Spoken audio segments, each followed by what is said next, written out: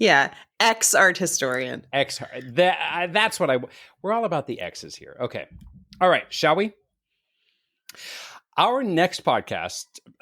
Oh, wow. See, listen, he's already screwing up. This is what I deal with daily. This is Gaytriarchs. I'm Tamar Avishai.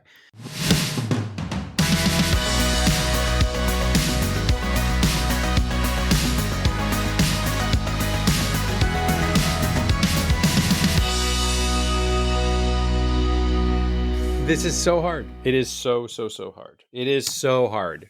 So hard. Gavin, you're not talking about my dick. I know. We're talking about parenting, and we're just going to jump right into it because Gavin and I were having our little conversation before we started recording. Pre-recording huddle.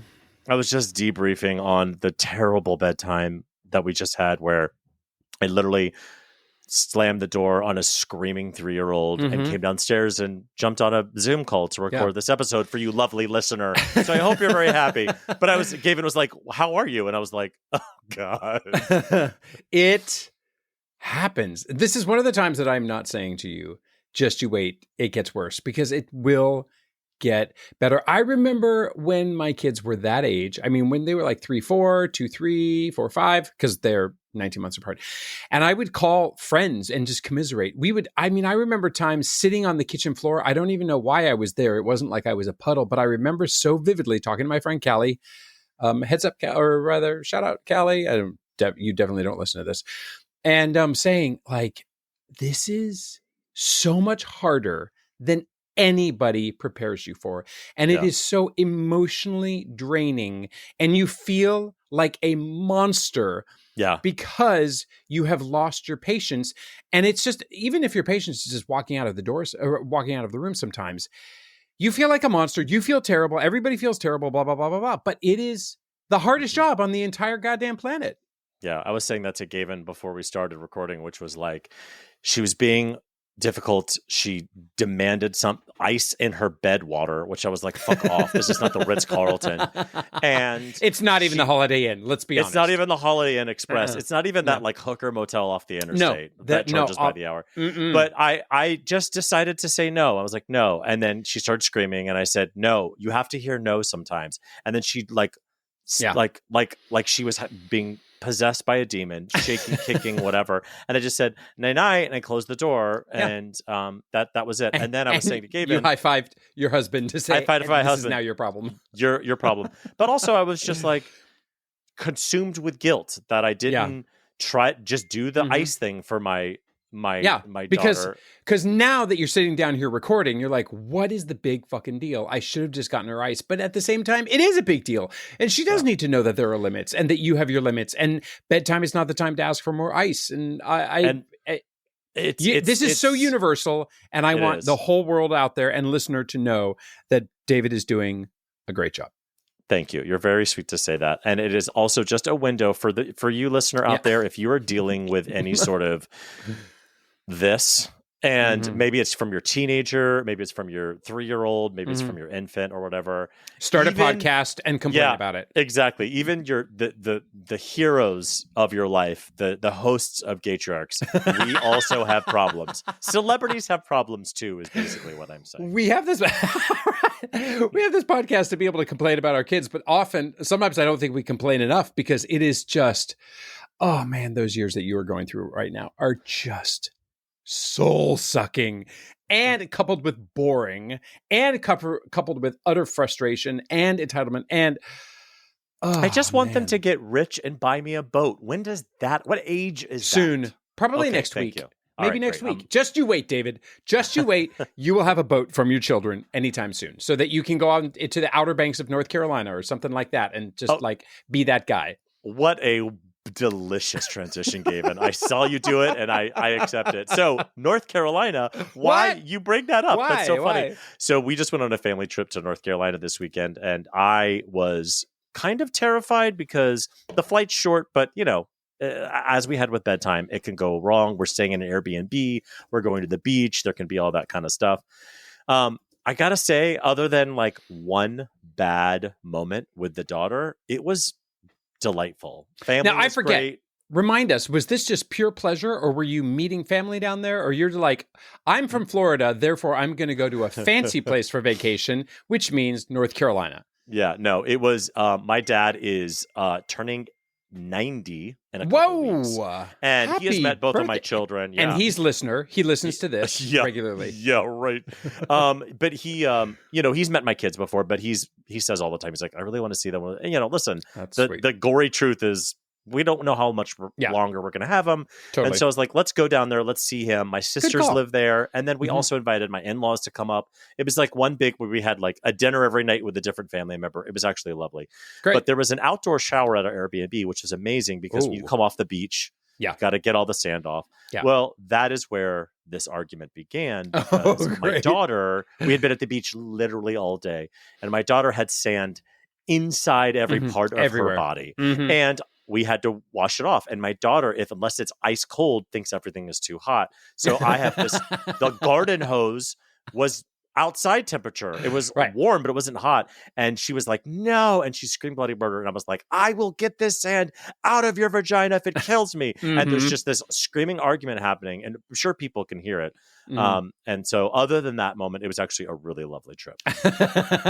Do you think the neighbors were like, this is what happens when you give the gays kids? Honestly, they're right. This is what happens. They try to clean the sand out of their daughter's vaginas, and it all falls apart. While you were in North Carolina, actually, last week, continuing my kids' film festival, we were watching super quality stuff. My daughter loves horror movies. She's watched all the Screams. She's completely obsessed. I've given up the thought that I am a terrible parent by letting her watch all the Screams. Although, come on, she's 13. Like, we do that when you're 13, right? So we watched I Know What You Did Last Summer, which I did not watch in the 90s.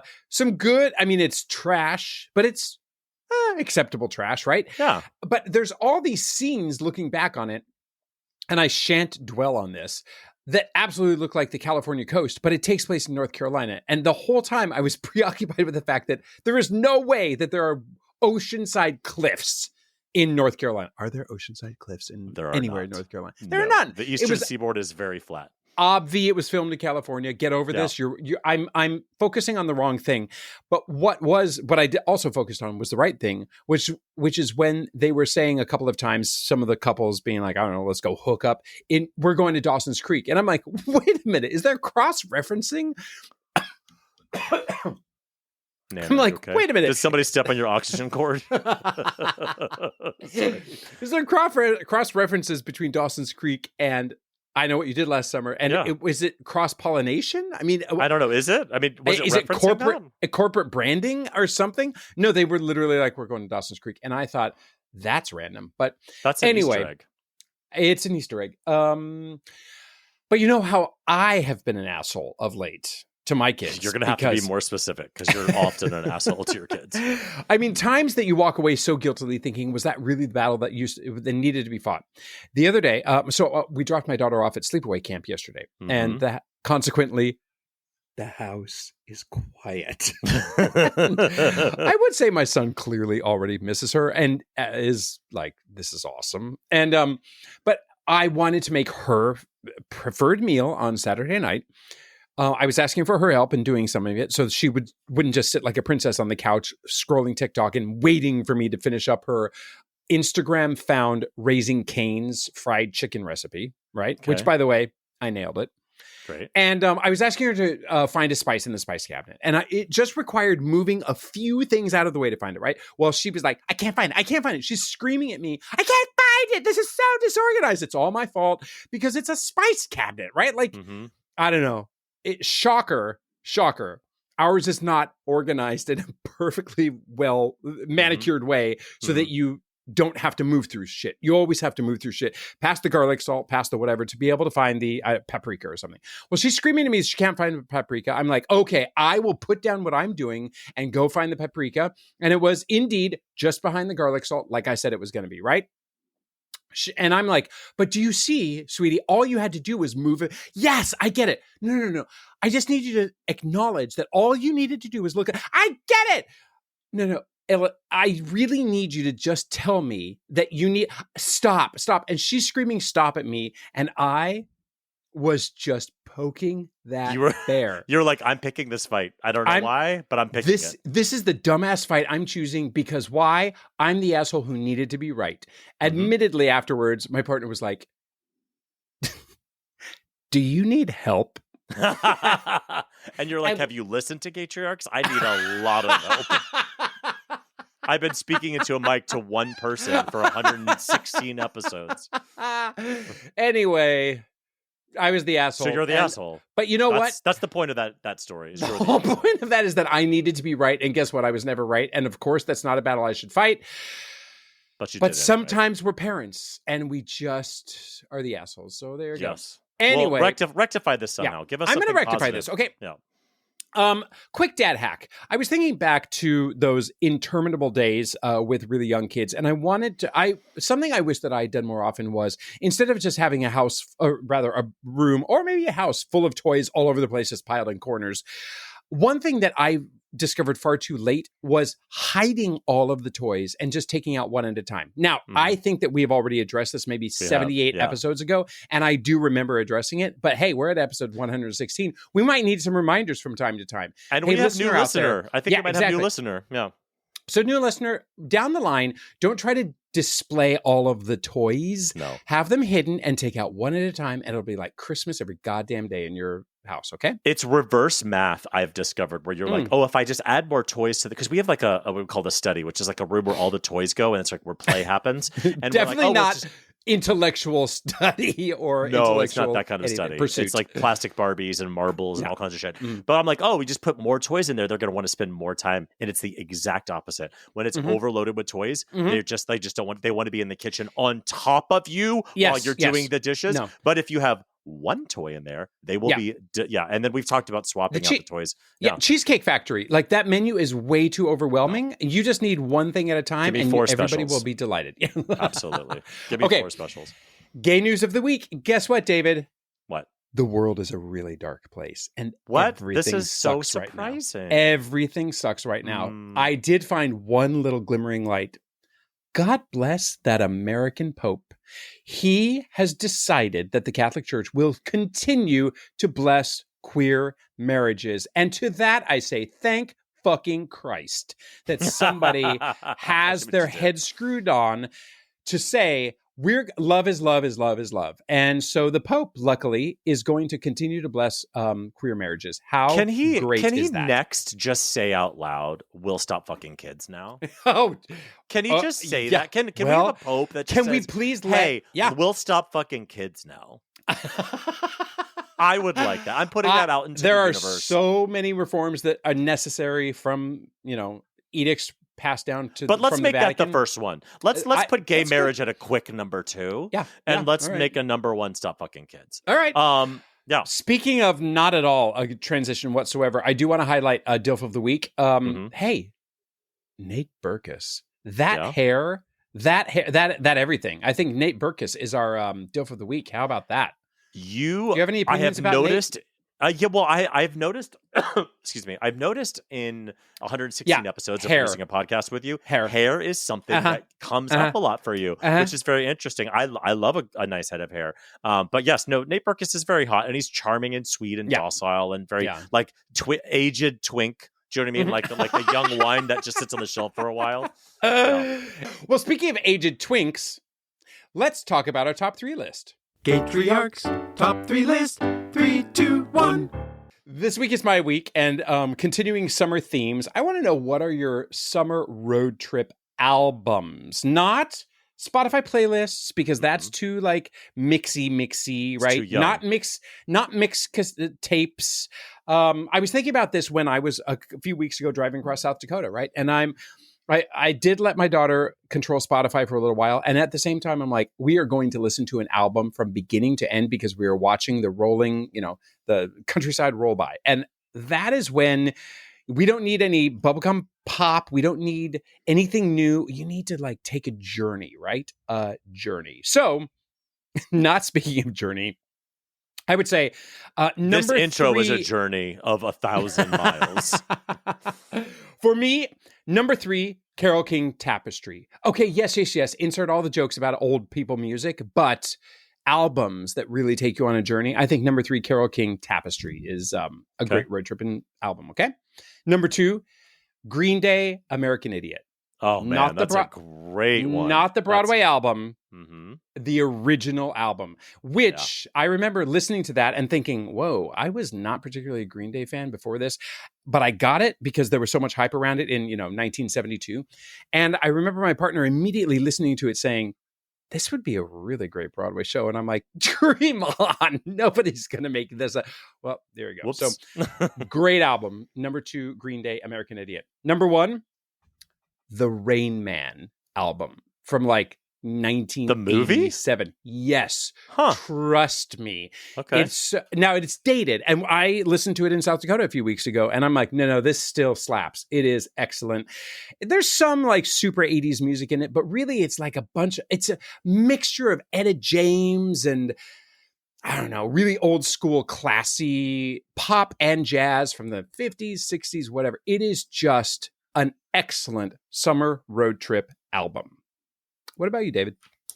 So mine is going to be just like if you needed to describe me to a stranger, just list these 3 albums and there you go. This is the inner workings of David FM Vaughn, and this also I'm going to build. This builds in energy. We start kind of mellow and chill, and then we build to high energy. So in number 3 for me, nobody knows this band, nobody knows this album, but it's the band's name is Nickel Creek, and the album is called This Side, and they are like a bluegrass instrumental band that I fell in love with in college. Lots of people know Nickel Creek, don't we? Do they? Or do I just know Nickel Creek? Maybe you just do.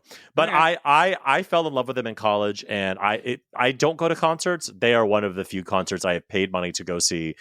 They are incredible, and it's just such this magical, just very mellow bluegrass sound. Cool. Number 2 for me, moving up the country charts, we go to Faith Hill's Breathe album. Oh, that's a great album. That's a great album. Great album. It actually has my favorite road trip song ever, which is If My Heart Had Wings. Yes. It's like, if you play that with the windows down, I guarantee you get a speeding ticket because you're just going to just love your life. That's a great, great album. Yes. And number 1, surprise to no one who knows me, NSYNC, No Strings Attached. That's a banger. It is a banger after banger after banger, and I will make no apologies for that one. Nor should you. What about next week? Next week, okay, this is a little broader, but I think it'll be fun. What are your top 3 mornings? Our next guest is actually, David, podcasting royalty. Ooh. A queen of knowing the power and creativity of full podcasting and storytelling. She's an ex-art historian, her words, not mine, and an audio producer focusing on the arts, which makes her, I mean, seriously far too qualified to wallow in the mud with us idiots. But she is setting out to democratize art and bring it to the masses and break through barriers of judgment. So we are all about her breaking through the judgment, but bringing the judgment to Gaytriarchs. Plus, she's funny as shit, and she has not 1, not 2, but 3 kids, and one's a newborn. Welcome, Tamar Avishai, to Gaytriarchs. Welcome. Thank you. Oh my God. Thank you for pronouncing my last name correctly. That's the only thing out of that whole glowing intro that I'm going to focus on. What are some ways people mispronounce your last name? Oh my God. I mean, even just, well, there's the obvious stuff like Avishai, Avishai. But even just like Avishai is wrong. And a lot of, but whatever, people are trying. Names can be tough. I am definitely a case in that, so I try to pay attention to names for sure. But anyway, we always want to start out. Tell us how your kids have driven you bananas today. Just today. All right. Well, my almost 6-year-old has been fighting a bit of a fever, and he's been, oh my God, he's been making a fucking meal out of it. So, you can see in their eyes when they're actually sick, and 100%. that kind of heavy lidded, like kind of dead-eyed stare. And I was timing it with the with the children's Motrin, because if he has a fever at camp, then he's going to be sent home for 24 hours. Yeah, which is like 2 days, really, once you get him back in. Yeah. So I had to figure, okay, well, which day this week can I afford to have him home versus not, at camp? And so when do I dose him so that he doesn't actually get the fever while he's back at camp? So he doesn't trigger the alarm. Yeah, totally. Yeah. I love that negotiation is so real. That negotiation of like, when do I allow my kid to be sick when it's convenient to me? Yeah. Exactly. Yeah. So I woke up this morning. He comes into my room at 6:00. He knows he's not supposed to. He knows that he's got the little light that says that he can leave his room at 7. And at 6:00, I hear kind of a rustle, and I look up, and it's like he's like right there. It's like a horror film. And he said, Mom, I'm still not feeling well. You gave me that medicine. It didn't work. And I was like, well, my sweet summer child, it worked when it needed to, and then it wore off. Exactly. Yeah.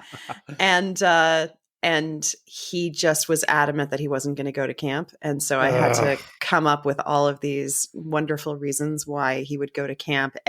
So that was the carrot. But then the stick was like, if you stay home again today, no TV, no snack, no, nothing that like, I'm going to ignore you. I got to go to work. So it's not like you're gaining anything by staying home. And so he opted? He would only go to camp if I promised I would go pick him up early. Okay. That's well, then let's move this interview along, huh? No. On the contrary. Sorry. I got caught up, and it turns out you completely forgot, and you can't tell time anyway. So it's fine.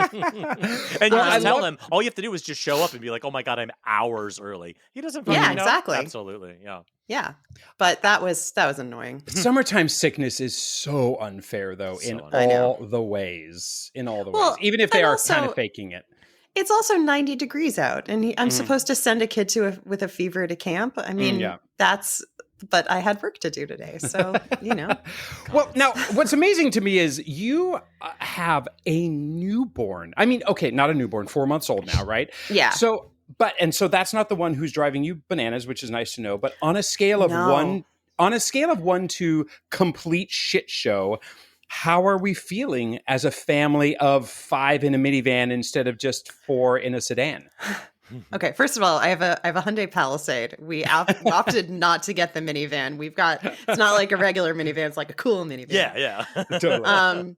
Second of all, if I may be earnest, the baby is bliss. I love every second I get with her, and it will never be enough. If I had forever with this little baby, it wouldn't be enough. Was it the same with your other two? The first one, the baby that makes you a parent is terrifying. And you're learning as you go. It's like this little baby is helping you like wield the machete like through the jungle, because your old life is completely gone.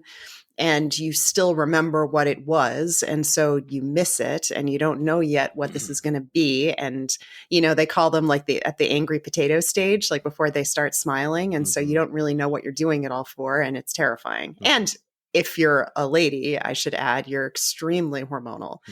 And that's tough. So thank God you only have to do the first time once. The second baby I felt way more competent. Like I knew what I was doing, but I had a very frustrated toddler who was very demanding, and he's always been my hardest one. I mean, he's like the love of my life. Like I'm so bonded to him, but he's tough. And so I kind of had to also still think about the oldest with the new baby, because the baby was easy. The newborn was fine. Why they're crying. They don't get bored. They just, they eat, sleep, and poop. And my second is also very mild and easy. And so it was just like, okay, I was able, he knew he understood the assignment. He came into the world understanding that he needed to take a step back while the older one kind of found his bearings. This third one is she's also, again, pretty easy, and I thank everything for that. But I just I'm so keenly aware that she's going to be a baby for another like 20 minutes. Mm-hmm. And so I like, I feel like right into my veins, like I can't get enough of that little baby head. And I wonder if that is a baby 3 situation.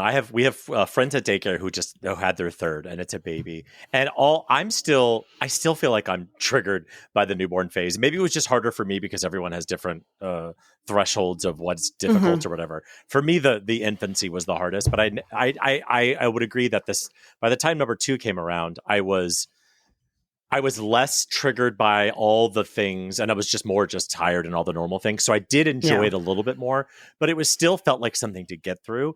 I think if I had a third, which I will not be having, sorry, Mom, I know you're listening, I will not be having a third. But if I did have a third, I think I could fully or almost fully sit in that chair and really just ingest and breathe it all in, where you can't with number 1. And for me was still hard for number 2. My kids were the same way. Number 2 was to this day is the hardest thing I've ever done in my entire life. I'm like, why? Oh, so you had it flipped. Scream. No, number 2 was the hard one. Number 1 was the easy one. So that for me, the first was the hardest. Oh, okay, yeah. So you went through your boot camp first, right? Yeah. It's like shocking to me when things are easy. Was it always your plan to have 3? I mean, it was always kind of floating out there like a little butterfly. Like my husband and I are both the youngest of 3. And so we always kind of felt like if we stopped at 2, we kind of joke. It's like, well, the best was yet to come. But of course, we grew up in a household where 3 siblings just felt like I think if you have 2, if you grew up with like just one other sibling, it makes complete sense that it's like this or that. But we grew up in a 3-legged stool house, and it felt like one leg of the stool would always be missing if we didn't have a third. And plus, I mean, you can't account for this, but I'd had 2 boys, and I'd hoped I'd have a girl, but you can't plan these things. And so now that I did, it's like, well, you can if you have an extra $40,000 and IVF and I looked into it. Yeah. I didn't actually, I told myself, if I like what would I be willing to spend that wouldn't be crazy if I were to actually look up? It wasn't IVF, but I was looking at sperm sorting.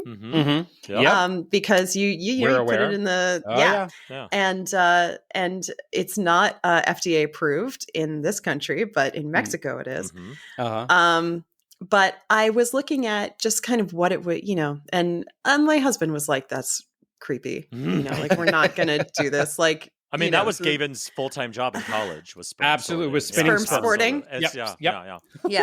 Well, good. Well, I should have called you. Yeah. Well, if only we had known then. Yeah.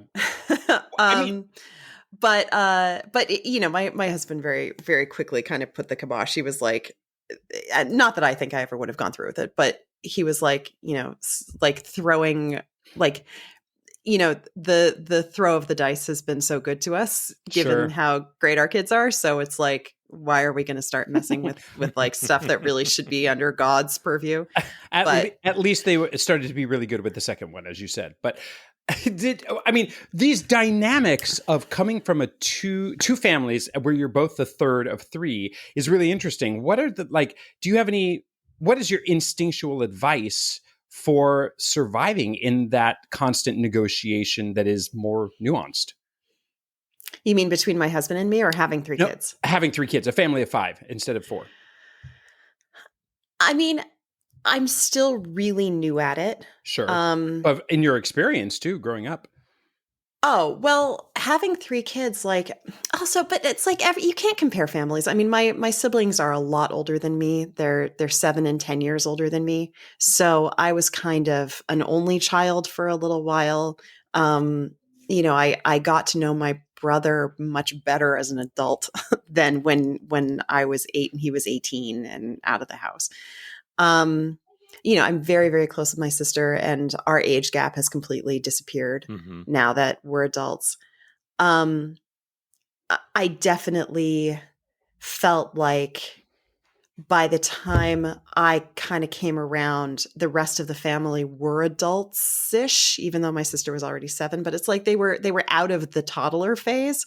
And so they always just kind of pulled me into it instead of kind of meeting me where I was at that age. And, you know, that had its own like cool things. I consider myself a millennial with like Gen X rising because, you know, even though like I'm just on the edge, like I'm a gray millennial.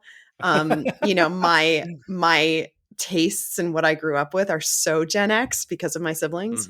Yeah. You know, I had this like second set of like cool parents. In terms of though 3 kids who are only at most 3 years apart. So, you know, 3 under 6 right now. You know, I had friends who were like, yeah, the third just slots right in. Like, you know what you're doing. And, you know, it's like, no problem. Like you break the seal, you could have 1 million kids now. And it's like, no, they are fucking liars. No, like, they say that about every kid. all. They say about number 2, number 3, number 4. Now it's easier on roller coasters. Now it's great for this. No. It's never easy. It's always exactly that many times harder. Yeah. And I felt like I went from having 2 kids to 12. Like everywhere I looked, there was another one of my children, you know, poking their head out of the bathroom. It's like, it's just one more kid than you can have in your mind at any given time. And so that felt like, wow, we have infinity. Like our house is like, it's like swarming with kids. But now that the baby has kind of come into her own rhythms and I know her better and she's a great sleeper, thank God. You know, it's like now we only have like 8 kids instead of 12. It's like it's going to, you know, like eventually it'll just be 3 and they'll each have their own, you know, full autonomous personalities that I deal with as, you know, it's like individually they're great. It's just when everyone is together, our lives are tight as a drum, you know, like you've just got to like always think about like, okay, is she sleeping while they're having dinner? And like, you know, if I make dinner, this is, it's like this relentless, you know, 5 steps ahead planning and timing. Luckily, when they're a little older, all 3 of them will think you're cringe in their own special ways. You know what I mean?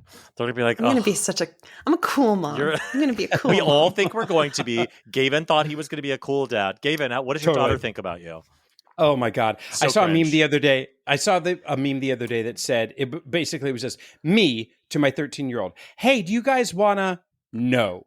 Is the response. Just no to absolutely everything before I can even get the options out. This happened to me last night as I was suggesting a summertime movie film festival was Forrest Gump. I couldn't even get the title out. I was ixnayed. I won. By the way, it was super popular and everybody loved it. But interesting. Yeah, you won't. Everything about us is cringe. But speaking of being super cool, you came to us through the podcasting world. We are a big fan of podcasts. I think you are probably a very big fan of podcasts. Your podcast is called The Lonely Palette. Will you tell us a little bit about The Lonely Palette? Sure. I'm not used to being asked about my work when my mom hat is on, so I appreciate that. So The Lonely Palette is an art history podcast. I started it about 9 years ago, and the goal of the show is to make art history accessible and just kind of pull it out of the dusty archives and off the pedestals you can't touch and feel like the really human, you know, messiness that crafted these artists and the cultural context that they exist in are just as accessible to you. I mean, they're very relatable, accessible emotions, and people were living through very relatable, accessible times that might have been extreme, but like we're always living through a kind of extreme time. You know, especially right now. And so especially right now.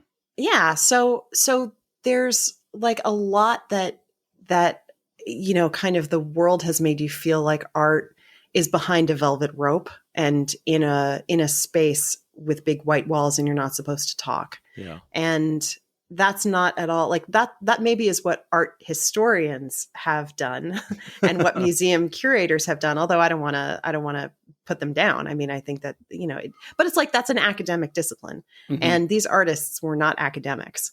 And so that should already be a sign that this is stuff that is meant to be experienced, and you can relate to it, and you can bring your own, sense of emotion and awe and sadness and joy to these artworks. And so I try to get that across in nice, digestible 30-minute episodes. Yeah. I mean, do you have a favorite piece of art? I know it's like saying you have a favorite kid, so there's an obvious answer, I'm sure, because I have a favorite kid for sure. But what's your favorite piece of art? I don't know yet who my favorite kid is. Oh, okay. I don't think I'm going to know until they're an adult. Okay. My favorite piece of art. No, I don't. I feel like I am really kind of slutty, and I fall in love with every You're in the right place. That you are. Yeah. Like every time I devote a whole episode to something, it kind of becomes my new favorite for a while. Yeah. Right on. Yeah. Well, I prefer all my art have some sort of nudity. It can be breasts, it can be dicks, it can be butts. I just want to make sure there's some sort of juicy, voluptuous genitalia or body part that I can stare at. Because why not? So is it like, but are you talking about like like stuff that's really like Egon Schiele, like raw and he's like castrates himself? Like you get some good like balls in that. Yeah, I don't know if I want castrated balls. I did go to the phallus museum in Iceland, and they just have like a dick in a jar, and I was like, this is not exactly what I was hoping for the dick museum. I was hoping for like lovely dicks. No, what were you expecting at a dick museum? I don't know. I just I don't know, but I paid the entry fee. I was like, I'm willing to take this adventure. You were expecting pornographic just fabulosity all over the place, maybe they have and like instead, just scientific. Yeah, maybe I don't know. I partially was like, is there like a dark room where I just like grab and I have to guess what they are? Like, I don't know. Like, it could have been anything. I was willing to take the ride. No, I guess I mean something about like old art, like bodies painted from a long time ago. Like something fascinates me about not only what bodies looked like back then, but also what people wanted people to think bodies looked like what an artist's impression. Like, I don't know. There's something about that, and just like I'm obsessed with bodies and my own body, and like I always think I'm fat and I think I'm skinny, all that stuff. And I see the world a lot through that lens. And so looking in the past of like what bodies were considered sexy and not, and all that kind of stuff fascinates me. And also I'm a pervert. And so I want to see boobs and penis. Want to see some more, some more goods out there. Yeah. Well, Tamar, though, you started the podcast though in a unique way as well. Could you share the origin story? Which part of it are you guiding me? The one where you murdered that guy. Tell us that seriously. Yeah. The one where I cut off his dick and decided to make a podcast. It was a different time in podcasting, 2016. It was like you could get away eon, You could get away with anything and get hopefully paid handsomely for it. But no, I'm curious about where you would just interview man on the street and say, hey, what do you think of this thing that you're looking at right now? Well, so I worked at the Museum of Fine Arts, Boston. I was a contract employee. I was there once a month giving talks. So I wasn't there that much, but I asked my boss there, because I was bouncing around the idea of starting a podcast, and the kinds of talks that I gave at these, at the museum was very podcasty, actually, because first of all,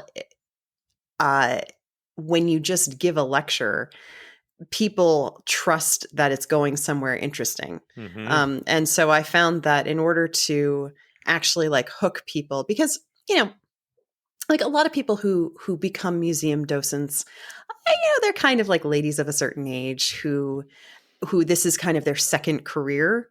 And so it means that they get this like very, very thick binder, and they have to memorize a lot of the salient points about this or that artwork. And a lot of them tend to just kind of rattle them off like bullet points.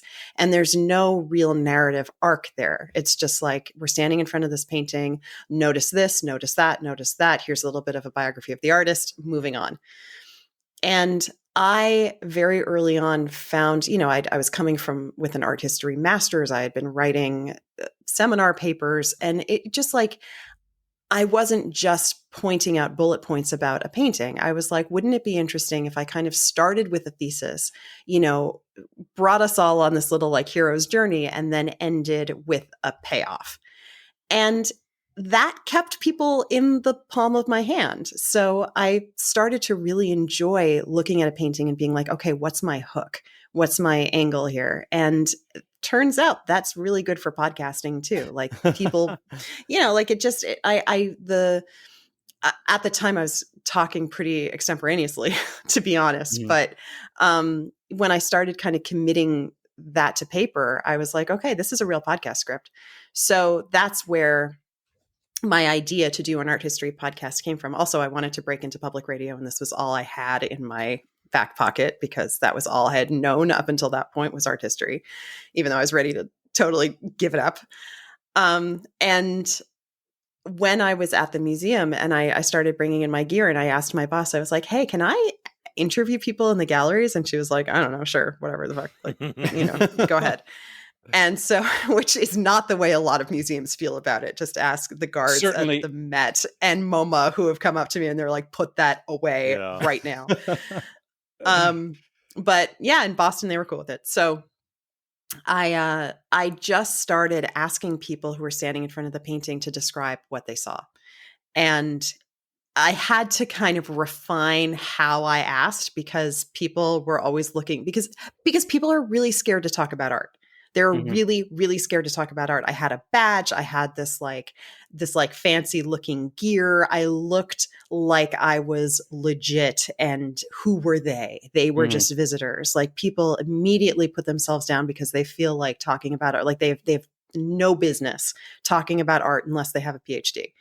And so they were already scared to say something. And so I would ask them like, So what I was going to say, it's like they would look for ways to kind of find the gotcha in what I was asking. Like, just describe what you see. Do you want me to say that? Like, I was like, imagine you're talking to somebody who's blind because it's audio. And they're like, well, could they ever see? Or were they born blind? And you're like, all right, this is not like, we're going to move on to somebody else. So I had to, so it turned into like, imagine you're on the phone with somebody and they ask you what you're looking at. But, I got the best stuff eventually, where people were surprisingly unfiltered when they were given permission to just say that, that Monet looks like a sponge that's been like wrung out, or that Mondrian looks like a computer screen, or my favorite, and maybe this dates me, but this Ansel Adams looks like a Hoodsie cup. Like when you peel off the top because it's like brown and white, like very high contrast is what she meant. And so I just like that then fed into the rest of the podcast because I was starting it by saying these randos have a voice and a unique perspective, and they're looking at the same thing that anybody is looking at. And you're never going to get a curator describing a painting this way because they're too in it. Like, don't you see? Yeah. Like, you can't get it from a curator. You have to get it from somebody who's just approaching it fresh and not concerned that they're saying it right, not concerned that they're interpreting it right. And it just like, it ended up, it was total happenstance that I started the podcast that way. And that seems to be what people really gravitated towards because it felt like it kind of validated, okay, I'm some rando too. And I just want to learn about this painting. And I can also see the Hoodsie cup in it. And then I come in and it's like, yeah, it is high contrast. That's the whole fucking point. Like you're seeing what I see, me with a graduate degree. Validating those opinions, I think, is so great. And being able to hear those stories of just folks out there.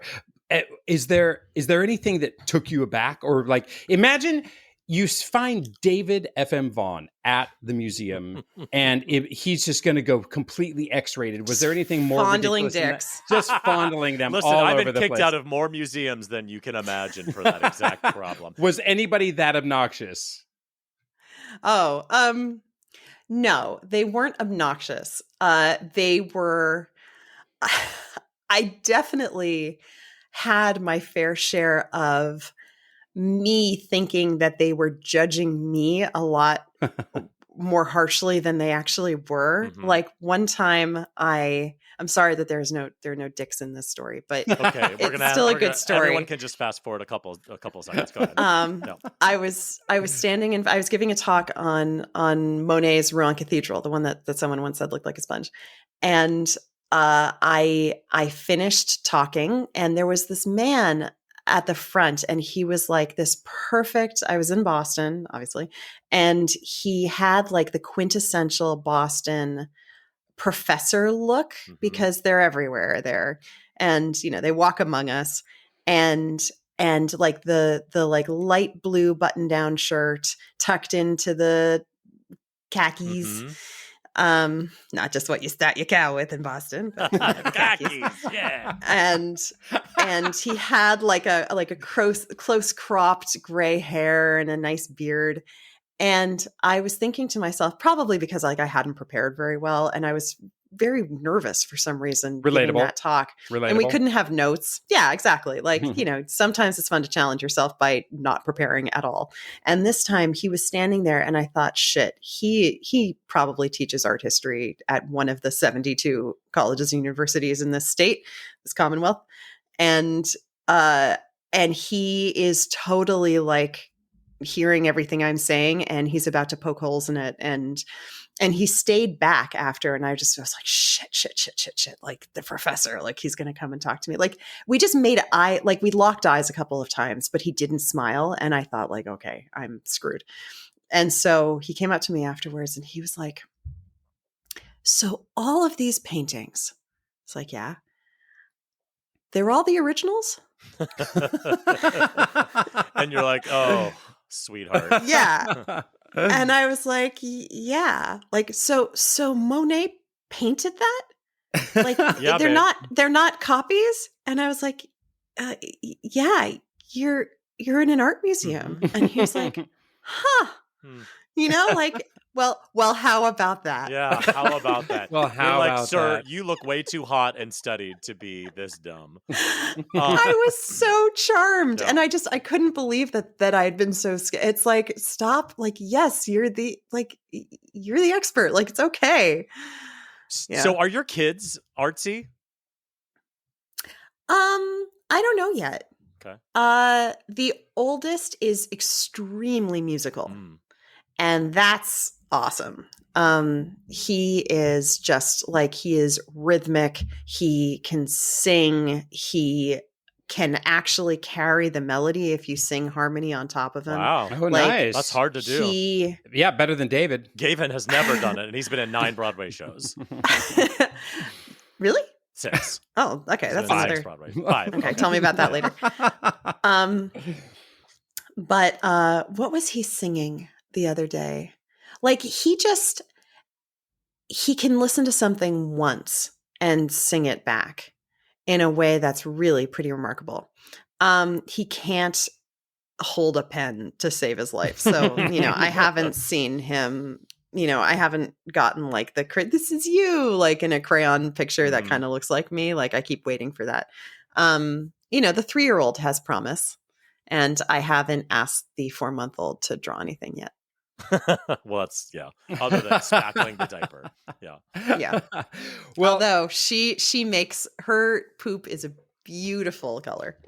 Spoken like a true insane woman who has drank her own Kool-Aid. Yes. My daughter's poop is gorgeous.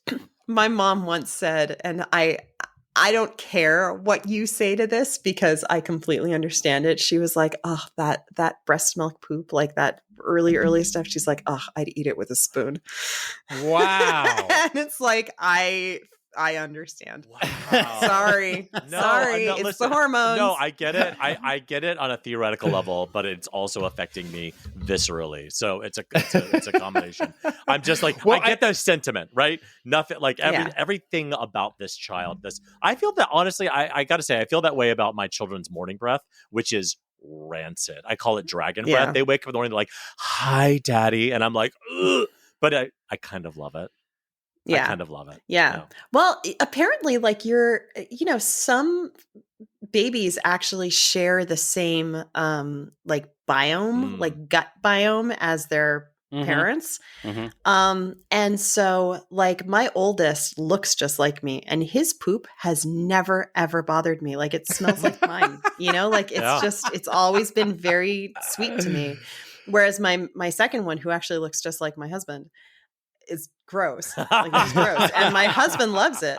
Like he can't understand why I think the oldest is sweet, but until the middle came along and loves it. I get it. So and quite literally shits ice cream, apparently. Well, this is the perfect segue into what we usually end with, which is what is one of those moments? Done? I know. It's been 37 minutes. It goes so fast. We can talk more. There's other stuff we can talk about. You don't want to get rush. to camp. That's right. Well, hold on. She's like, if as soon as we hang up here, I gotta go pick up my kid at camp, and I don't want to. What's one of those moments that you think I will never forget the time when? I mean, my oldest is not a puker until about 4 months ago. Oh, fun. And I have been trying to nighttime potty train him, which, for the record, is not how it works. They train themselves. Totally. This is Emily Oster talking, my former boss and parenting expert. This is a question of like the hormones in their brains waking them up when they have to pee, as opposed to just kind of, letting it go.